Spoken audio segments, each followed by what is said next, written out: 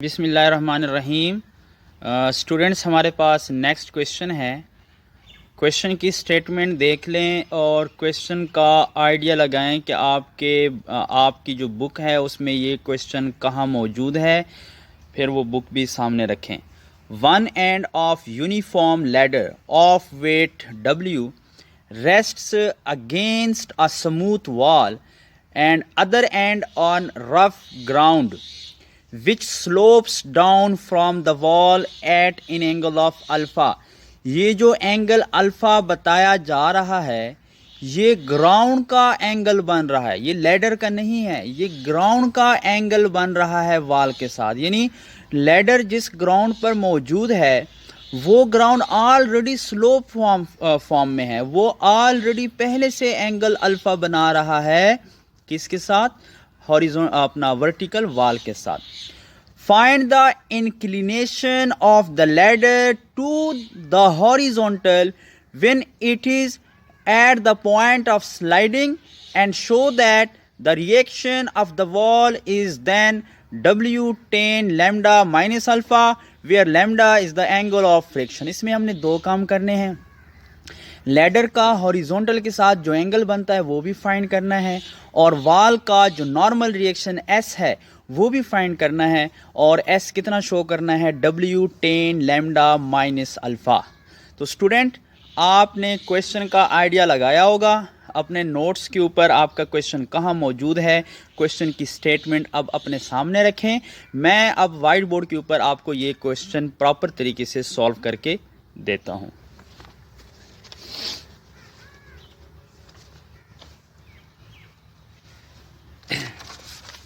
जी students, इस question में सबसे पहले आप हॉरिजॉन्टल लाइन ड्रॉ करें। ये हमारे पास हॉरिजॉन्टल लाइन है। हॉरिजॉन्टल ड्रॉ करने के बाद आपने वर्टिकल वॉल यानी वर्टिकल वॉल वाली लाइन ड्रॉ कर लें। ये हमारे पास वर्टिकल वॉल है। लैडर जो है वो एक ग्राउंड के ऊपर मौजूद है और उस ग्राउंड का inclination with the wall with the horizontal कितना बन रहा है? ग्राउंड का inclination with the horizontal alpha बन रहा है। इसका मतलब यह है कि अब हमारा ग्राउंड इस हॉरिजॉन्टल के ऊपर सीधा नहीं पड़ा, बल्कि हमने जिस ग्राउंड के ऊपर लैडर को लेके आना है वो ग्राउंड ऑलरेडी हमारे पास क्या है? इंक्लाइंड है।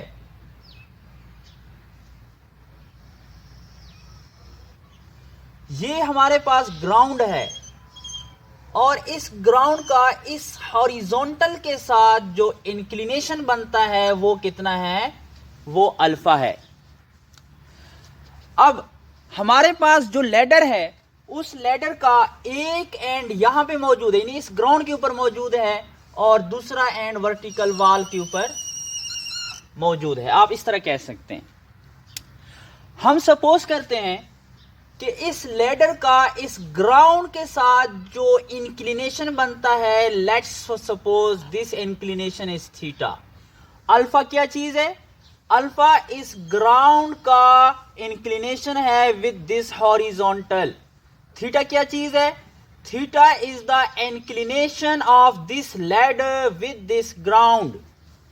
और ग्राउंड का inclination with the horizontal question की स्टेटमेंट में ऑलरेडी गिवन है। थीटा हम अपनी तरफ से नाम दे रहे हैं। अच्छा जी, लैडर हमारे पास किस तरह का है? लाइट लैडर नहीं है, यूनिफॉर्म लैडर है, तो इसका मैस होगा, इसका वेट होगा।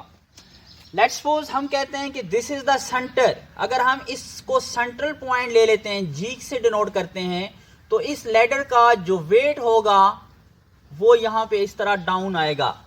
अगर आप क्वेश्चन में देखें, उसने एस का जो फॉर्मूला हमसे डिमांड किया है वो डब्ल्यू फॉर्म में डिमांड किया, यानी एमजी फॉर्म में नहीं है। तो इसलिए अब हम इसको एमजी से नहीं डिनोट करते हैं, डब्ल्यू से डिनोट कर लेते हैं वेट को। W is equal to mg होता है। अब इसके बाद याद रखें इस लेडर का एक एंड पड़ा है ग्राउंड के ऊपर, तो इस ग्राउंड का नॉर्मल रिएक्शन होगा।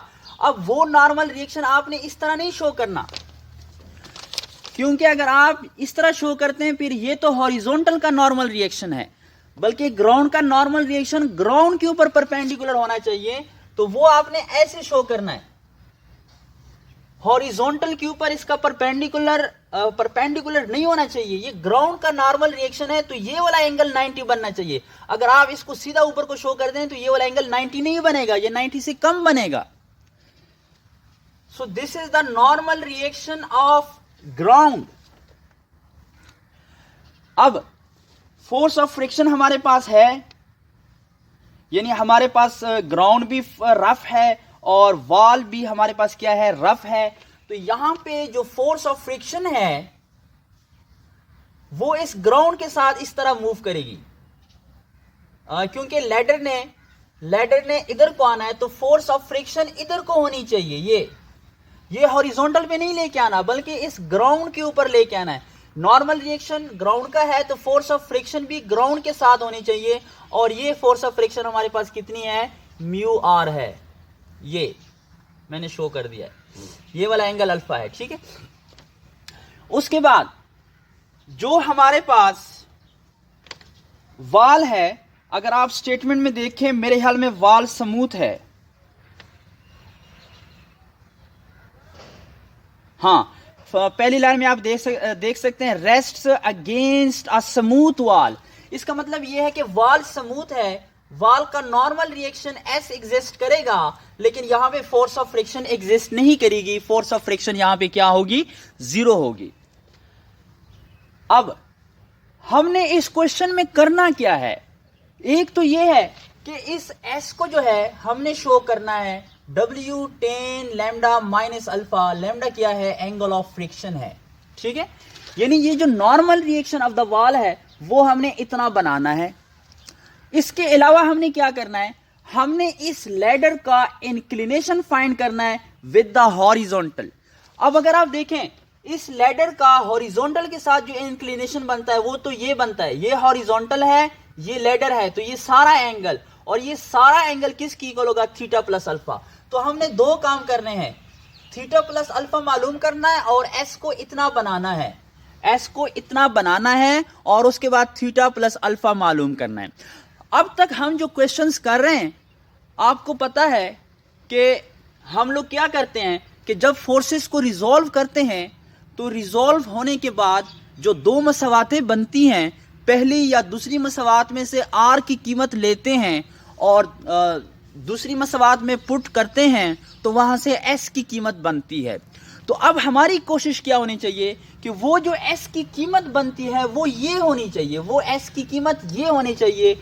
तो वॉल का जो नॉर्मल रिएक्शन होगा वो तो हम यहां पे ही शो कर देंगे, यानी मूवमेंट लेने से पहले हम एस को इतना शो कर देंगे, तो एक आंसर हम दे देंगे। उसके बाद हम फोर्सेस का मूवमेंट लेंगे, और जब फोर्सेस का मूवमेंट लेंगे तो वहां पे एस आएगा, एस की जगह एस की ये कीमत लगा के वहां से हमने थीटा प्लस अल्फा को फाइंड आउट करना है कि वो हमारे पास कितना आता है। जी, यहां पे हमने लिखना क्या है, ये इस पॉइंट का नाम ए रख दिया, इस पॉइंट का नाम बी रख दिया, इस पॉइंट का नाम सी रख दिया, इस पॉइंट का नाम डी रख दिया। लैडर की जो लेंथ है वो हम सपोज करते हैं कि लेट ए बी क्या चीज है, लेडर है, उसकी लेंथ को हम 2L सपोज कर लेते हैं, ठीक है।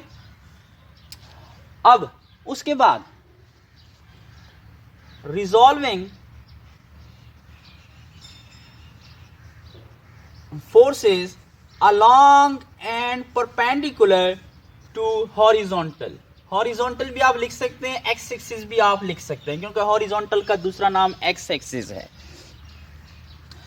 अब अगर पहली फोर्स को हम देखें,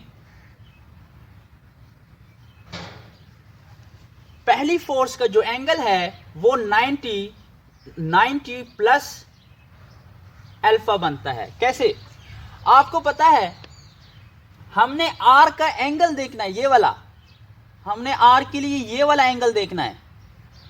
यहां तक कितना बना, यहां तक 90 बना, क्योंकि आर ग्राउंड के ऊपर क्या है, परपेंडिकुलर है, और आगे कितना बना, अल्फा। तो आर का हॉरिजॉन्टल के साथ जो टोटल एंगल बनता है वो कितना बनता है, 90 प्लस अल्फा। स्टूडेंट्स याद रखें, इस वक्त कुछ इस तरह की कंडीशन बन रही है कि ये हमारे पास आर आ रहा है, ठीक है, आर सेकेंड क्वाड्रेंट में जा रहा है आपने, लेकिन आप जो एंगल है, एंगल आप यानी कि यहां से ले रहे हैं, पॉजिटिव एक्स एक्सिस से मेजर करते हैं, यानी पूरा एंगल लेते हैं। तो जब एंगल को पॉजिटिव एक्स एक्सिस से मेजर करते हैं तब हमने ये नहीं देखना कि सेकंड क्वाड्रेंट में कॉस क्या होता है, नेगेटिव होता है या पॉजिटिव। इस तरह के कॉन्सेप्ट हम तब रखते हैं कि अगर इस एंगल की बजाय हम ये वाला एंगल इस्तेमाल करते, कि अगर इस एंगल की बजाय हम ये वाला एंगल इस्तेमाल करते, तब हमने ये देखना था कि कॉज हमारे पास सेकंड क्वाड्रेंट में नेगेटिव होता है या पॉजिटिव। यानी कि जब हमने, अगर हम स्टार्टिंग लाइन से या इनिशियल लाइन से पूरा एंगल ले रहे हैं, तब हमने कॉज या साइन के लिए प्लस माइनस का नहीं सोचना, बल्कि कॉज के आगे उतना ही एंगल लिखना है।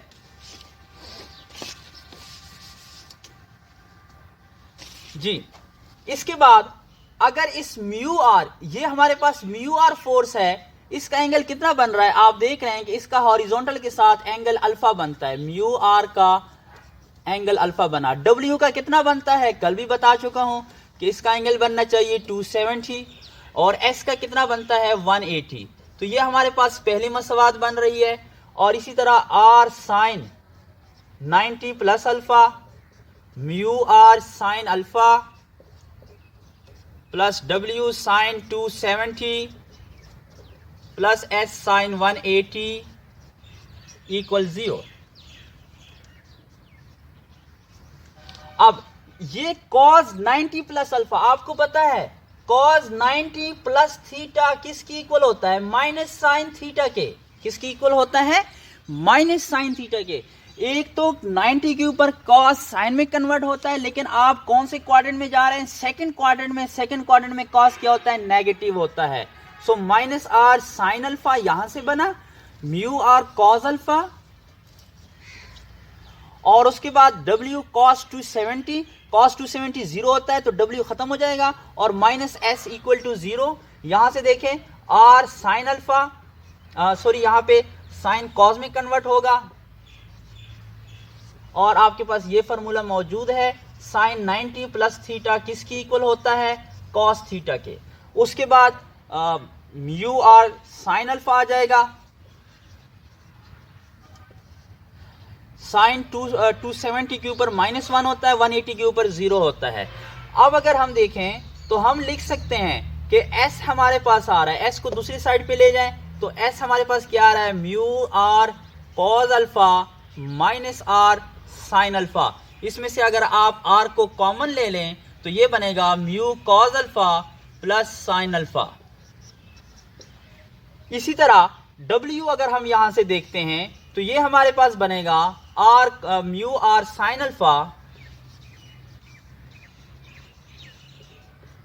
प्लस आर कॉस अल्फा, और r कॉमन ले लें तो ये हमारे पास बनेगा mu sine alpha plus cos alpha.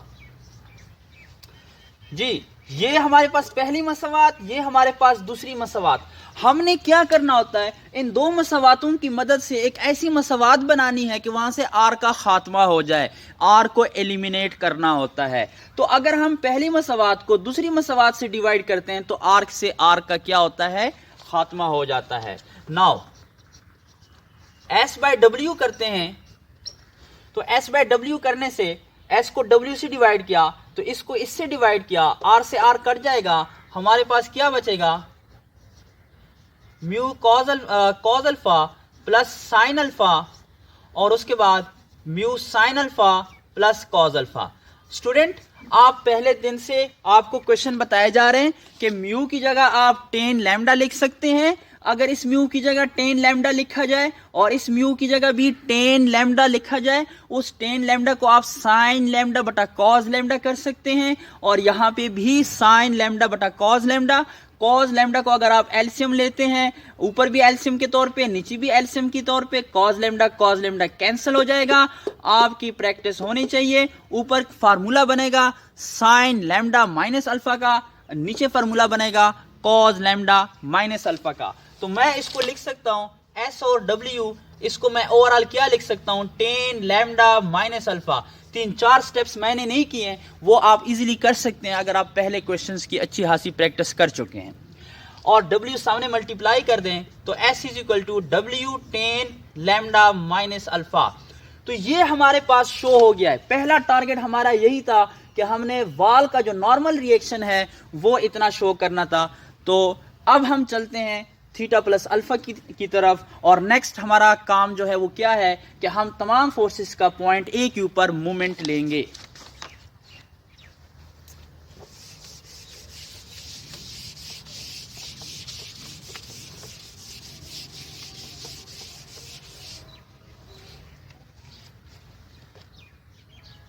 Taking movement of all forces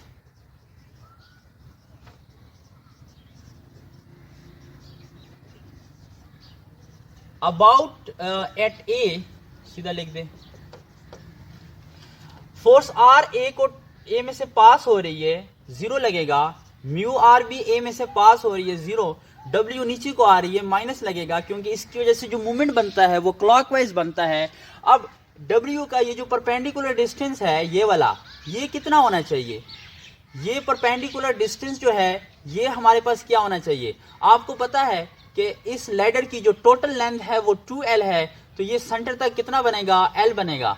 अब आप देखें कि ये वाला जो एंगल है ये थीटा प्लस अल्फा है, यानी आपके लिए अगर मैं एक ट्रायंगल कंसीडर कर लूं, यानी ये मैंने कौन सी ट्रायंगल बनाई जिसमें ये वाली ट्रायंगल, तो ये एंगल हमारे पास कितना बनता है, ये जो एंगल बनता है ये थीटा प्लस अल्फा बन रहा है, और ये हमारे पास क्या है, ये हमारे पास L है। तो अब बताइएगा ये जो साइड है ये क्या होनी चाहिए, ठीक है, ये साइड हमारे पास होनी चाहिए L cos theta plus alpha, ठीक है ना, एंगल के साथ वाली साइड है, तो इसमें इस्तेमाल किस चीज का होना चाहिए, cos का होना चाहिए। तो यहां पे आ जाएगा L cos theta plus alpha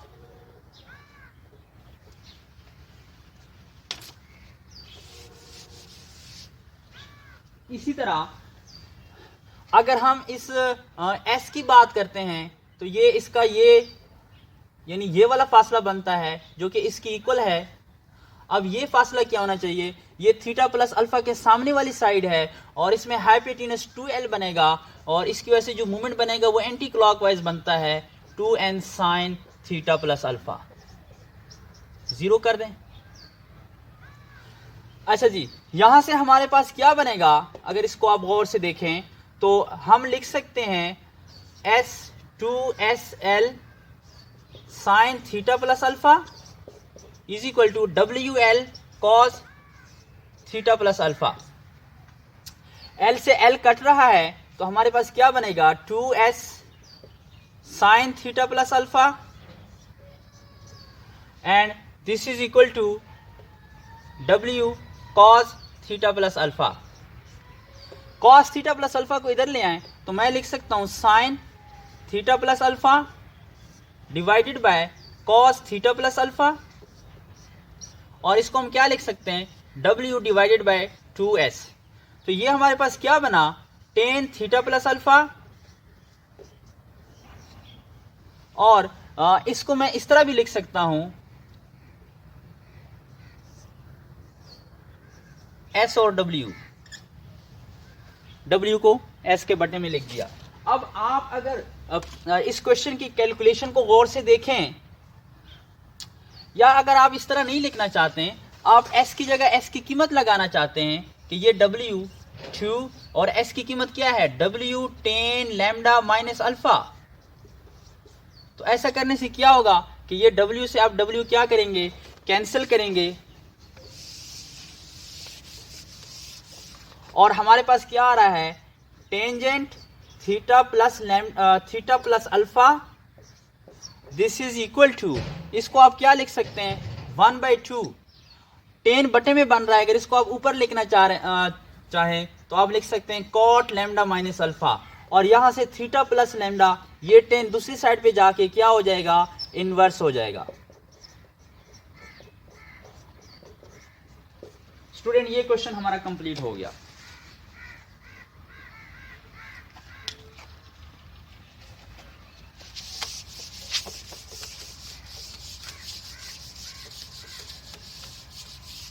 अब हम एक और क्वेश्चन करते हैं।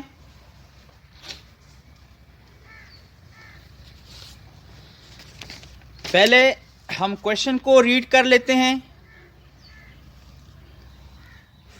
आप इस क्वेश्चन का भी आइडिया लगा लें कि आपके नोट्स के ऊपर ये क्वेश्चन कहाँ मौजूद है। The upper end of uniform ladder rest against a rough vertical wall and lower end on rough horizontal plane. Wall भी रफ है, हॉरिजॉन्टल प्लेन भी रफ है। The coefficient of friction in both cases being 1/3, कि जो coefficient of friction है floor के लिए भी 1/3 है और वॉल के लिए भी 1/3 है। Prove that the inclination of the ladder to vertical is tan inverse 1/2, कि अगर लैडर का वर्टिकल के साथ इंक्लिनेशन tan इनवर्स 1/2 हो, a weight equal to that of the ladder cannot be attached to it at a point more than by 9/10 of the distance from the feet of it without destroying equilibrium। कि अगर हम एक wait इस ladder के साथ attach करना चाहते हैं और वो वेट जो है वो लैडर के वेट जितना हो, तो उसको लैडर का जो ओवरऑल लेंथ है उसके 9/10 से ज़्यादा ऊपर को अटैच नहीं कर सकते हैं। 9/10 का मतलब क्या है? लेट्स सपोज अगर लैडर का जो लेंथ है वो 100 है तो 9/10 का मतलब 90 बनता है। कि यानी कि अगर लैडर की लंबाई 100 फीट है तो हम उस वेट को 90 फीट से ज़्यादा ऊपर नहीं लेके जा सकते हैं। अगर हम 90 फीट से ज़्यादा ऊपर लेके जाएंगे तो लैडर क्या हो जाएगा? स्लाइड कर जाएगा।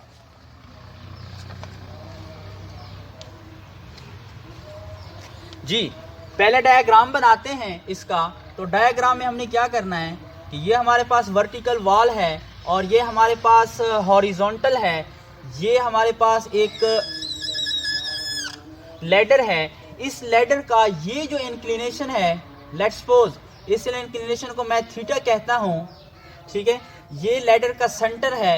लैडर का अपना वेट mg डाउन आ रहा है। हमने इस लैडर के साथ एक और वेट अटैच करना है और वो वेट कितना होना चाहिए? mg ही होना चाहिए। तो ये वाला एंगल कितना बनेगा? ये भी थीटा बनेगा। और ये वाला एंगल कितना बनेगा? ये भी थीटा बनेगा।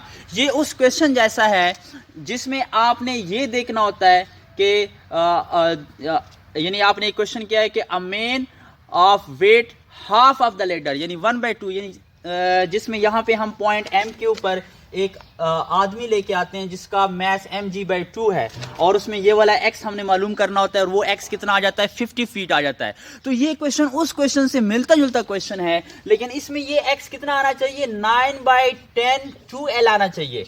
2l क्या चीज़ है? लैडर की लंबाई है।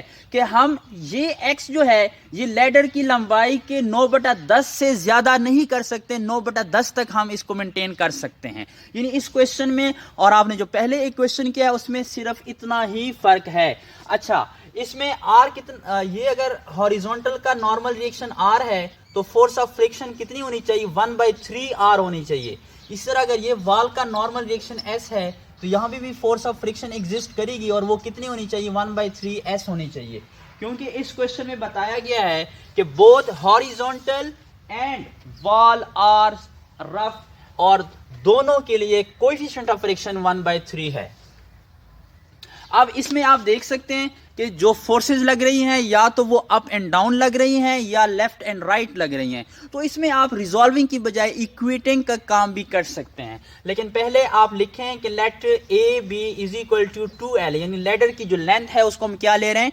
2l ले रहे हैं। तो ये जो पॉइंट है इसको हमने G से डिनोट करना है। ये सेंटर बनेगा A और ये ए बी और ये इसको आपने D कह दिया, ये जो भी कहना चाह रहे हैं, ठीक है। उसके बाद क्वेश्चन में बताया गया है कि ये थीटा आपके पास कितना होना चाहिए? ये टेंजेंट इनवर्स 1/2 होना चाहिए। अगर आप क्वेश्चन की स्टेटमेंट को देखें तो उसी में आपको बताया जा रहा है कि लैडर का जो इंक्लिनेशन विद द वॉल है वो कितना है? tan इनवर्स 1/2 है। और यहां से आप देख सकते हैं कि tan थीटा कितना आ जाता है। यहां से आप देख सकते हैं कि tan थीटा आ जाएगा आपके पास 1/2। tan थीटा कितना आ जाएगा? 1/2। अब इस क्वेश्चन को कंप्लीट करते हैं। equating vertical and horizontal forces. अब वर्टिकल और हॉरिजॉन्टल फोर्सेस को अगर हम इक्वेट करेंगे, वर्टिकली अगर आप देखें आर जो है वो अप और 1/3s भी हमारे पास अप वाली फोर्स है, तो r plus 1/3s this is equal to mg plus mg, ठीक है। और इसी तरह अगर हम हॉरिजॉन्टल को देखें तो s जो है ये लेफ्ट को है और 1/3 r जो है ये राइट को है। सो लेफ्ट वाली फोर्स इक्वल होनी चाहिए राइट वाली फोर्स के, और यहां से हम लिख सकते हैं r is equal to 3s। अब ये जो है ये इस 1 में पुट कर लें, पुट इन 1, तो हमारे पास कितना आ जाएगा 3s plus 1/3s is equal to 2mg, और यहां से 3 3s आर 9, 9 प्लस 1 10, तो यहां से आप कह सकते हैं 10s और 3 इज इक्वल टू 2mg, या यहां से जो s की वैल्यू आएगी दैट विल बी 3 और 5 mg। तो ये हमारे पास s की वैल्यू मालूम हो गई। हम यही करते हैं कि पहले दो मसवातों के जरिए r को एलिमिनेट करते हैं और s को फाइंड आउट करते हैं। अब नेक्स्ट हम क्या करेंगे कि इन तमाम फोर्सेस का पॉइंट a के ऊपर मोमेंट लेंगे, उस मोमेंट में s का जिक्र आएगा और s की जगह ये वैल्यू लगाएंगे, उस मोमेंट में इस x का भी जिक्र आएगा। ये जो हमारे पास हमने जो पॉइंट m लिया है इसको हमने x कहा है, ठीक है। इसकी जो लेंथ है उसको हमने क्या लिया है x, तो इस x का भी जिक्र आएगा, तो वहां से हमने x मालूम करना है, ठीक है।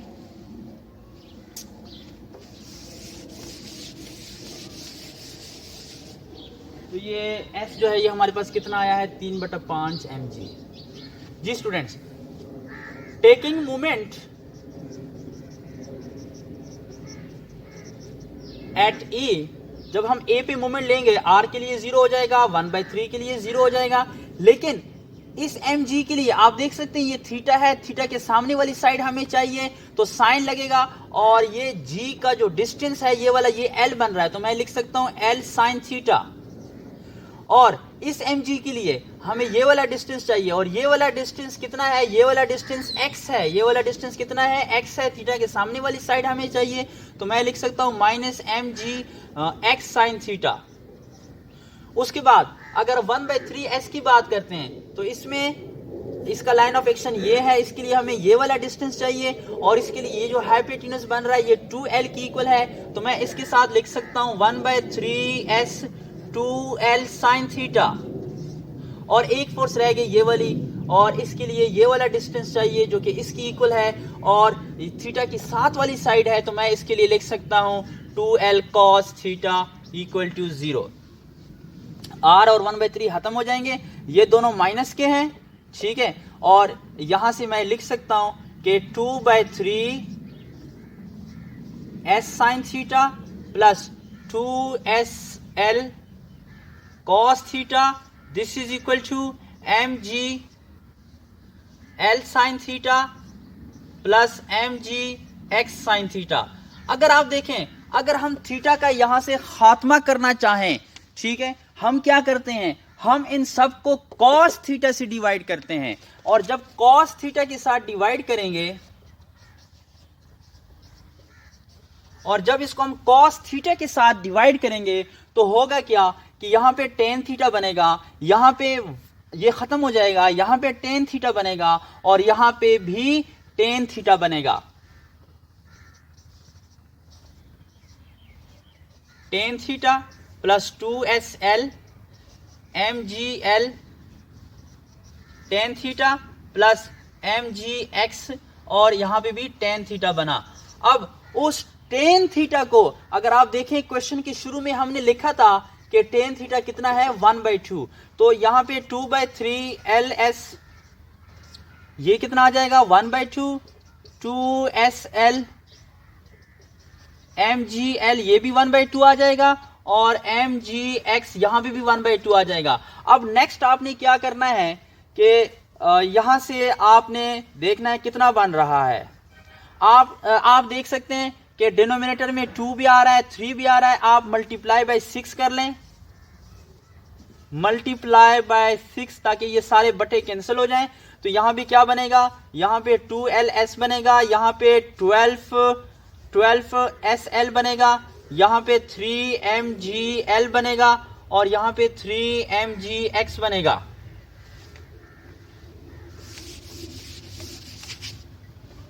तो आप इसको लिख सकते हैं 14sl और यहां से अगर आप 3mg कॉमन ले लें, 3mg कॉमन लेने के बाद क्या बनेगा, l प्लस x बनेगा।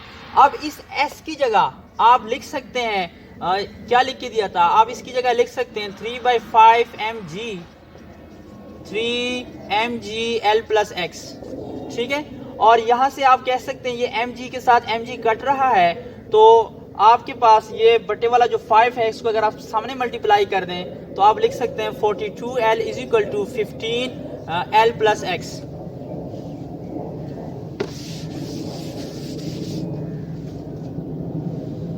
और यहां से आप लिख सकते हैं 15x is equal to 27l और x इज इक्वल टू 27 और 15l और x इज इक्वल टू 9 और 5l।